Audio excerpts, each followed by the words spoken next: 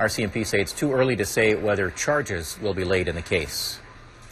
As we first showed you last night, Jeneece Place now has a permanent home. It's a home away from home where families can stay while their children undergo treatment in hospitals. It's the brainchild of Vancouver Island's best-known fundraiser, 16-year-old Jeneece Edroff. Today, the location of Jeneece Place was unveiled and another phase of hard work begins. News reporter Shachi Kurl joins us with more. Shachi.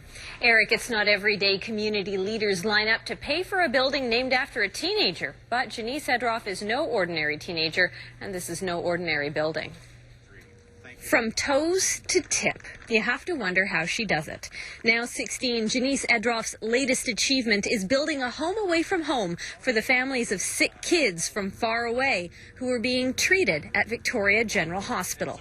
Today, a permanent home from Jeneece Place was unveiled. It is a pleasure to be here today to officially announce the allocation of 3/4 of an acre located right behind me that will act as the future site of Jeneece Place. It's so amazing how much it's come. It's been like 2 years ago I wanted to do this, and it's been, it seems like it's only been like a few months, and we've already got, now we're going to be starting to build in like a matter of weeks. It will be built in this space, barely a 2-minute walk from the hospital, which houses so much of the island's complex pediatric care.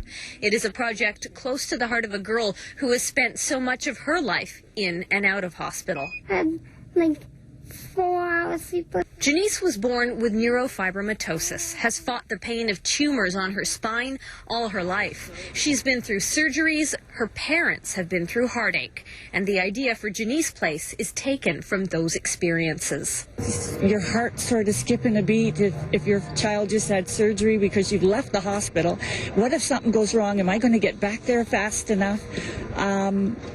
I can't begin to explain how important it is to be this close. And while much of the heavy lifting and the fundraising efforts are happening here in the capital region, Jeneece Place will actually be most valuable to families from the Mid-Island, where they have to come from so far away, places like Nanaimo, the Comox Valley, Ahousaht. They'll stay here comfortably and be only 2 minutes from the hospital. The provincial government and the Vancouver Island Health Authority are to thank for the land. Community partners, such as the Queen Alexandra Foundation for Children, are working with big money backers to get the bricks and the mortar built. Through a variety of ways, including right now, if you want TELUS TV, $100 of your sign-up goes to this project.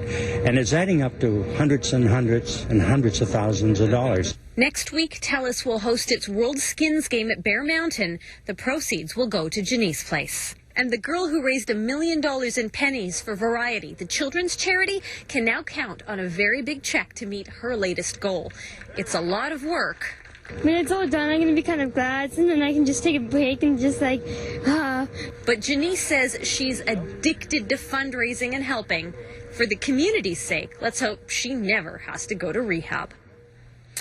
So a very big boost for Jeneece Place today, Eric, but there is still much more fundraising to be done, even with $1 million commitment from TELUS and the land donation today, which was worth about $400,000.